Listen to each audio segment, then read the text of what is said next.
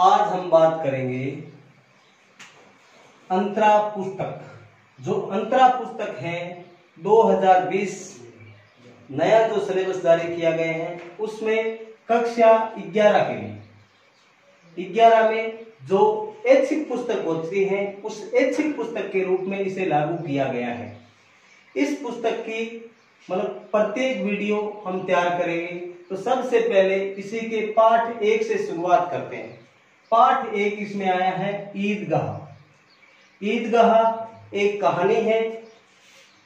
हिंदी साहित्य की विधा की बात करें तो ये एक कहानी है और ये कहानी लिखने वाले कहानीकार हैं, उनका नाम है प्रेमचंद। प्रेमचंद से संबंधित आरपीएससी की सेकंड ग्रेड, फर्स्ट ग्रेड या सभी जो हिंदी पाठ्य पुस्तक से संबंधित जो भी एग्जाम होते हैं इनमें जो प्रश्न उठाए जाते हैं तो उनमें प्रेमचंद जी से काफी सारे प्रश्न पूछे जाते हैं। उसी को ध्यान में रखते हुए इस वीडियो को तैयार किया है। अब हम सबसे पहले इन प्रेमचंद जी के बारे में, इस लेखक का जो परिचय है, लेखक परिचय, उसको पढ़ेंगे। लेखक परिचय। परिचय का मतलब होता है सामान्य जानकारी। यदि हमसे कोई हमारा परिचय पूछे तो हम अपना नाम, पता, स्थान वही बताते हैं। उसी तरीके से हमारा जो योगदान है वही बात हम प्रेमचंद जी के बारे में जानेंगे। सबसे पहले प्रेमचंद का जन्म स्थान। जन्म स्थान वाराणसी जिले के लमही ग्राम में हुआ। वाराणसी, वाराणसी जो ये शब्द आया है, वाराणसी के लिए हम दूसरे शब्द भी कई बार आ सकता है। काशी, काशी शब्द भी इसके लिए काम में ले सकते हैं। तो इनका जन्म हुआ था वाराणसी जिले के लमही ग्राम में। मूल नाम, इनका मूल नाम कई बार पूछा जाता है कि प्रेमचंद जी का मूल नाम क्या है, तो मूल नाम है धनपत राय। प्रारंभिक शिक्षा वाराणसी। इनकी जो प्रारंभिक शिक्षा है वो वाराणसी, जिस स्थान, जिस जिले में ये पैदा हुए थे उसी जिले से प्रारंभिक शिक्षा।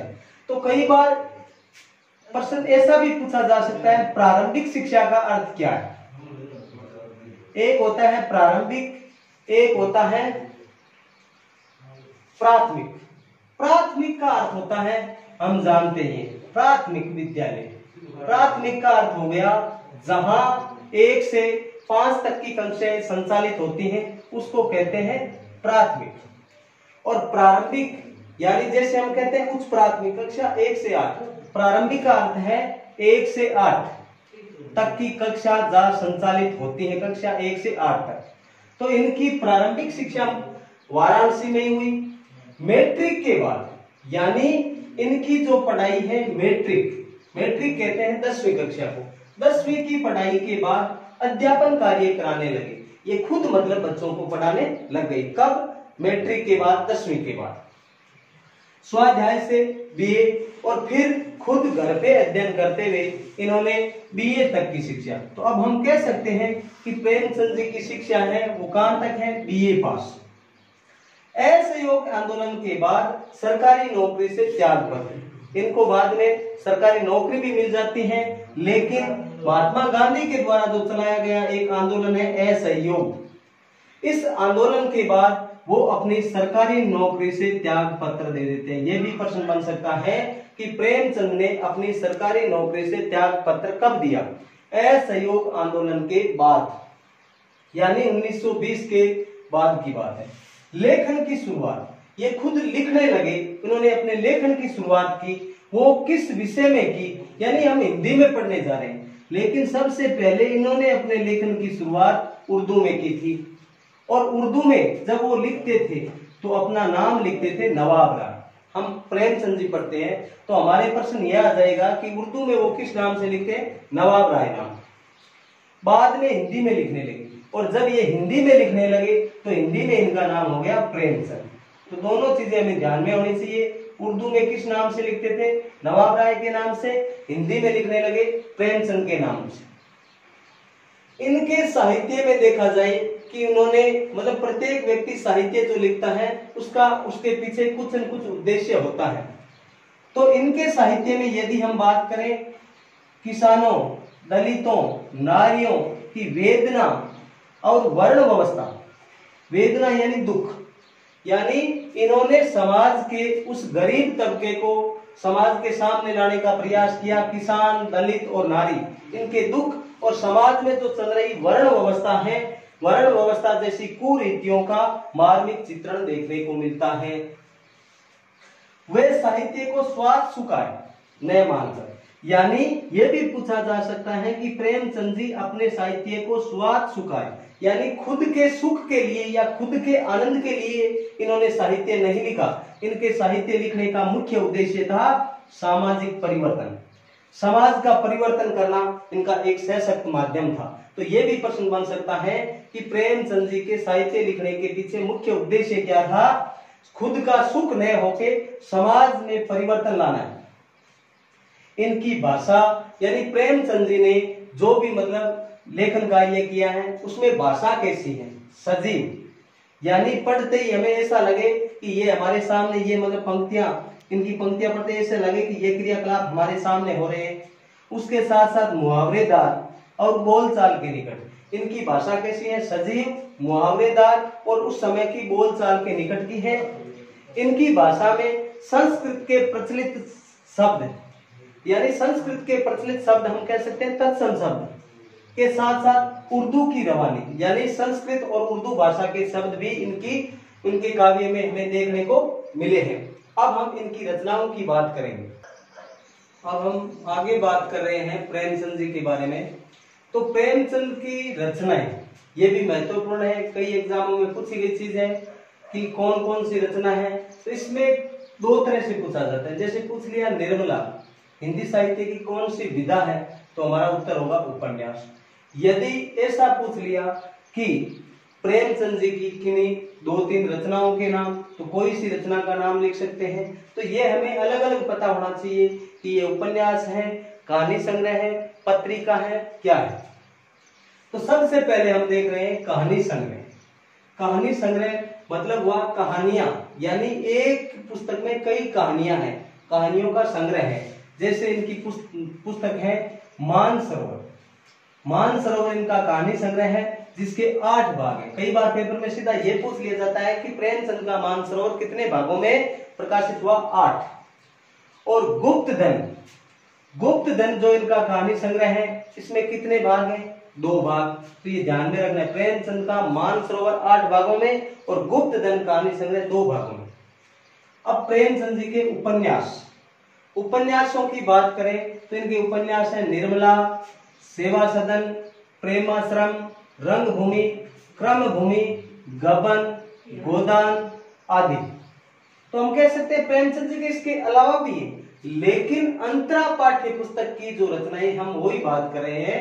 प्रेमचंद जी के उपन्यास निर्मला, सेवा सदन, प्रेमाश्रम, रंगभूमि, क्रमभूमि, गबन, गोदान उपन्यास।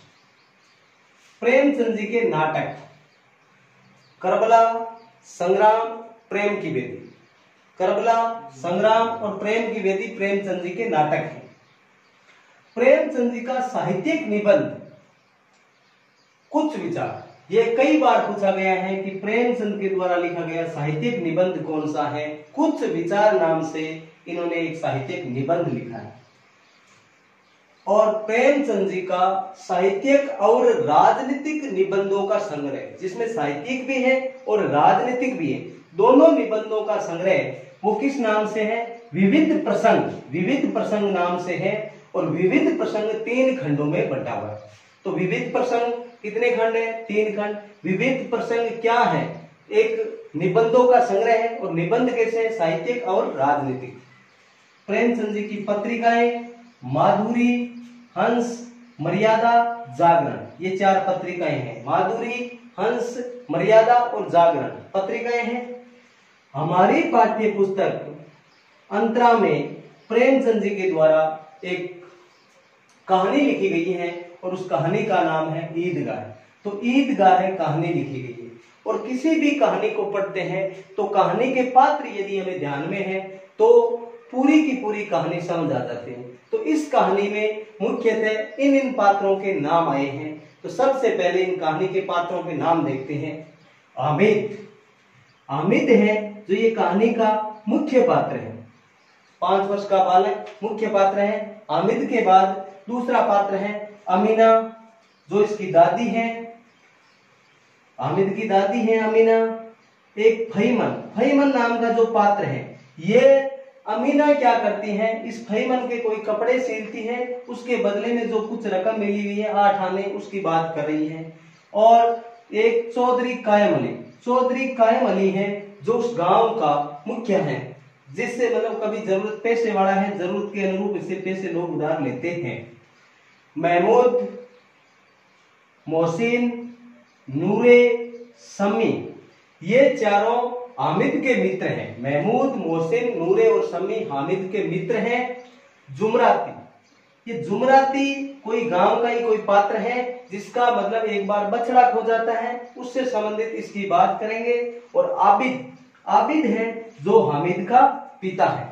आगे हम बात करेंगे इन पात्रों के अनुरूप। आगे बात कर रहे हैं ईदगाह कहानी, यानी ईदगाह कहानी ये हमने बात कर ली थी कि ईदगाह कहानी प्रेमचंद जी ने जो न्यू एनसीईआरटी का सिलेबस जो जारी किया गया है 2020 के लिए राजस्थान माध्यमिक शिक्षा बोर्ड ने, उसमें कक्षा 11 के लिए जो अंतरा पाठ्य पुस्तक है, उसके गद्य खंड से ईदगाह जो कहानी ली गई।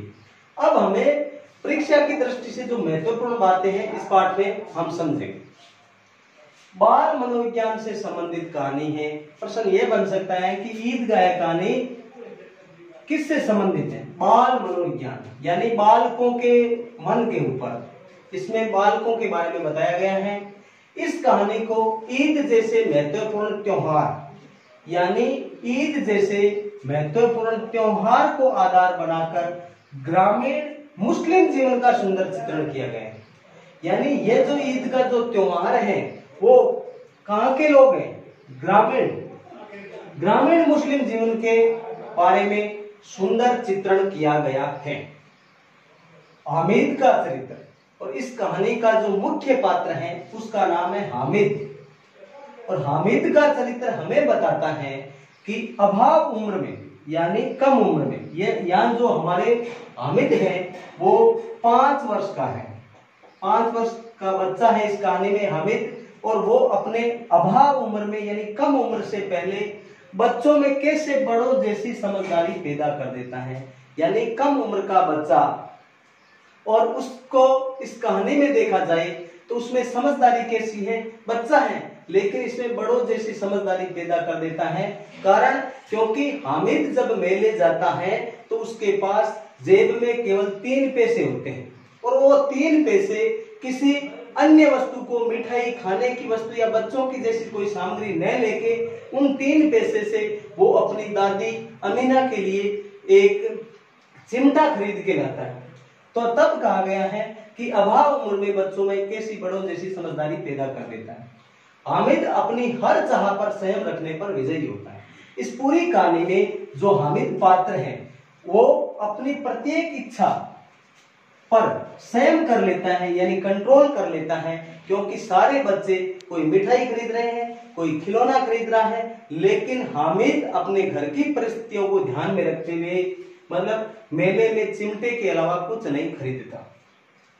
रमजान के 30 रोजों बाद ईद आती है।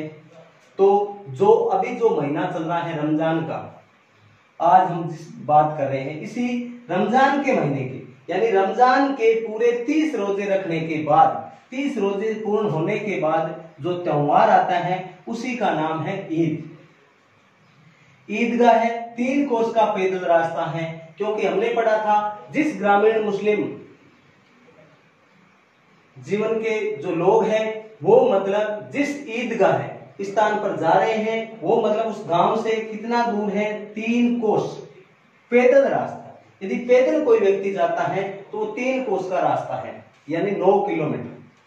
चौधरी कायम अली आंखें बदल ले, तो ये ईद सारी मोहर्रम बन जाए। यानी उस गांव का जो मुखिया है उसका नाम है चौधरी कायम अली। और वो मुखिया क्या करता है, मतलब गांव में वो अमीर है और लोगों को उधार पैसा देता है। इसके बारे में कहा गया है कि यदि वह आंखें बदल ले, यानी किसी को नहीं दे, तो वो ईद फीकी पड़ के कैसा त्योहार बन जाएगा? मुहर्रम जैसा। यानी जो खुशियां हैं वो दुख में परिवर्तित हो जाएगी। जो मतलब लाने के लिए कोई गया है, पैसा नहीं मिला। मोहसिन का मामू पुलिस में था। इस पाठ के अनुसार एक पात्र है मोहसिन, मोहसिन का मामू है जो पुलिस कांस्टेबल है। तो ये भी हमसे पूछा जा सकता है कि किसके मामा जी इस ईदगाह कहानी के अनुरूप पुलिस में है, मोहसिन के। पेड़ों पर उस समय आम लीचियां लगी हुई थी। जब इस ईदगाह जो कहानी लिखी गई है और गांव के लोग जब रमजान के 30 रोजे पूर्ण होने के बाद ईदगाह जा रहे थे तो उस समय वहां के पेड़ों पर कैसे फल दिखाई दिए थे, आम और लीचियां। ये भी छोटे प्रश्न बन सकते हैं कि कौन कौन से पेड़ों पर मतलब कौन से फल लगे हुए थे, तो आम और लीचियां हमारा उत्तर होगा। मेरा बहादुर शेर।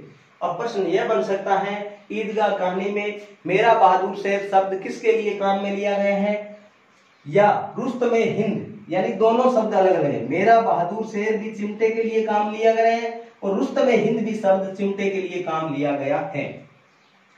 हलवाइयों की दुकान का माल रात में जिन्नात ले जाते हैं। जिन्नात यानी प्रेत आत्माओं को कहा गया है। यानी बच्चों की यहाँ क्या बात हुई है, बाल कल्पना। और ये बाल कल्पना किसके द्वारा, मोहसिन नाम का जो बच्चा है वो हामिद को कहता है कि ये जो हलवाइयों की दुकान है रात के समय क्या करते हैं, यहाँ जिन्नात आते हैं और वो जिन्नात क्या करते हैं, मतलब जैसे हमारे पास पैसे होते हैं वैसे पैसे देके इनकी मतलब दुकान की सारी मिठाइयां खरीद के ले जाते हैं। तो ये केवल बाल कल्पना है। जुमराती का बछुआ 3 दिन बाद चौधरी साहब ने बताया था। जुमराती, इस पाठ में एक पात्र है जुमराती जिसका बछुआ यानी बछड़ा गुम हो गया था और माना जाता है कि जुमराती पहले 2-3 दिन घुमा इधर उधर, उसे बछड़ा नहीं मिला तो वो तीसरे दिन गया था चौधरी कायम अली के पास और कहते हैं कि चौधरी कायम अली के, ये बच्चों की कल्पना है कि चौधरी कायम अली के बस में ये जिन्नात लोग हैं जो उसको बता देते हैं। तो चौधरी कायम अली ने उनको बताया कि आपका बछड़ा मवेशी खाने में है और ऐसा बताने के बाद जब वह गया तो वहां उनको बछड़ा मिल गया। आगे हम बात करते हैं इसी पाठ से संबंधित उन पात्रों ने क्या क्या खरीदा, क्या कुछ हुआ। अब जो ईदगाह कहानी, ईदगाह जो कहानी है उसमें हमने सबसे पहले बात की थी ईदगाह कहानी के पात्र। कहानी के यदि पात्र हमें पता है तो हम कहानी आराम से पहचान सकते हैं। ईदगाह कहानी हमने ये देखा था ईदगाह, ईदगाह का सबसे पहले हम अर्थ देखते हैं। ईद का अर्थ होता है खुशी, गाह का अर्थ होता है स्थान, यानी खुशी का जो स्थान होता है उसी स्थान के लिए ये शब्द काम में लिया गया है ईदगाह। ईदगाह कहानी हामिद के चरित्र को लेकर लिखी गई है। एक हामिद नाम का लड़का जिसके माता पिता नहीं थे। हामिद के जो पिता है, पिता को यहाँ बाप शब्द से संबोधित किया गया है। हामिद का पिता गत वर्ष यानी पिछले साल हेजे की बहन यानी उनके पिता की मृत्यु हो जाती है हेजे से। हामिद की माँ को वैसे अम्मी जान भी कहा गया है, वो मतलब पीली होती होती मर गई, यानी उसकी बीमारी का कोई पता नहीं। अब ऐसा पूछ लिया जाए कि हामिद को माँ को कौन सा रोग था, कौन सी बीमारी थी, वो पता नहीं। और हामिद के परिवार में एक उनकी दादी थी, बुढ़ी दादी, वो थी अमीना। यानी इसका मतलब हामिद का लालन पालन अमीना के द्वारा किया जा रहा था और अमीना को इस कहानी में बुढ़ी बताया गया है। अब बात करें, ईद का दिन आ गया, सारे लोग मेले के लिए रवाना हो गए, सारे मेले जाने लगे। तो दादी ने पहले तो सोचा कि मैं भी हामिद के साथ जाऊं, लेकिन दादी ने फिर यह सोचा कि यदि मैं हामिद के साथ गई तो ईद के त्योहार पर जो मिठाई बनाई जाती है या उस मिठाई का नाम बताया गया है सवैया, सेवैया, कि यदि मैं चली गई ईदगाह हामिद को लेके तो पीछे सेवैया कौन बनाएगा, क्योंकि ईदगाह है जो स्थान घर से बताया गया था 3 कोस दूर, यानी आते समय तक लगभग दोपहर तक या दोपहर के बाद तक का समय लग जाएगा। दोपहर बाद आएंगे तो फिर मतलब ये सेवैया कब बनाएंगे, और यदि दोपहर बाद बना भी लिया जाए तो घर की आर्थिक स्थिति अच्छी नहीं थी, इधर उधर से कुछ उधार लाके बनाना था। अब वो दादी उस बच्चे को मतलब अकेले भेज देती है। पहली बार तो उनका मन उचट जाता है, फिर वो सोचते हैं कि बच्चे को भेज दिया जाए। बच्चा इसी दिन का इंतजार करता है, वो मेले के लिए रवाना हो गया। अब बच्चे के दोस्त भी उसके साथ हैं, रास्ते में जाते हैं तो मतलब ग्रामीण इलाके के बच्चे हैं, वो मतलब क्लब घर देखते हैं, इसके अलावा खेल का मैदान, या मतलब रास्ते में जो जो चीजें देखते जाते हैं और बाल कल्पना करते जाते हैं। अंत में वो ईदगाह पहुंच जाते हैं। ईदगाह जाने के बाद नमाज होती है उनकी पंक्तिबंद, वो भी पीछे जाके बैठ जाते हैं, क्योंकि नमाज का एक नियम है कि कोई अमीर गरीब नहीं है, प्रत्येक व्यक्ति आता है जो वजू करके पीछे के स्थान पर बैठ जाता है। यह एक वजू शब्द काम में लिया गया। वजू शब्द का अर्थ है हाथ मुंह धोना, हाथ मुंह धोके और सारे लोग नमाज के लिए बैठ जाते हैं। नमाज होने के बाद सारे आपस में मिलते हैं। उस समय मिलने के समय ये बच्चे क्या करते हैं, बच्चों के पास जितना कुछ अपना अपना पैसा है उसके अनुरूप ये मेले में घूमने लगते हैं। इस पाठ्य पुस्तक में सबसे ज्यादा पैसे की यदि बात करें बच्चों में, तो मोहसिन नाम का एक लड़का है, उसके पास सबसे ज्यादा पैसे हैं। उसके सबसे ज्यादा पैसे कितने, 15 पैसे। और वो अपनी जेब से निकाल के गिनता है कि 1 2 3 8 9 15, ये बच्चे की गिनती है, बाल कल्पना है। उसके बाद हम यदि बात करें महमूद की, 2 नंबर पैसे की बात करें, तो उसके पास 12 पैसे हैं, 2 नंबर। वो भी अपनी जेब से निकाल के गिनता है 1 2 10 12 ऐसे करके। लेकिन इस कहानी का जो सबसे मुख्य पात्र है वो इन बच्चों में सबसे ज्यादा प्रसन्न बताया गया। आर्थिक स्थिति जरूर कमजोर है, लेकिन बच्चे को क्या, परिवार का, क्योंकि वो बच्चा है, बाल मन है, वो सबसे ज्यादा प्रसन्न है। लेकिन इस मुख्य पात्र के जो उम्र है वो तो है 4-5 वर्ष का, और इसके पास कुल पैसे हैं 3 पैसे। ये कई एग्जामों में पूछ लिया गया कि हामिद के पास कितने पैसे थे, 3 पैसे। अब सारे बच्चे, कोई मतलब मिठाइयां लेता है, कोई मिठाई की दुकान पे जाता है, तो कोई खिलौने की दुकान पे जाता है। सबसे पहले हम बात करें उनकी खिलौने की दुकान पे सारे बच्चे जाते हैं। उनमें से जो महमूद जिसके पास 12 पैसे हैं, वो मतलब मिठाई की दुकान, खिलौने की दुकान पे जाके सिपाही खरीदता है। तो हमें ऐसा पूछा जा सकता है, महमूद ने क्या खरीदा, सिपाही। नूरे ने क्या खरीदा, वकील। मोहसिन ने क्या खरीदा, भिश्ती।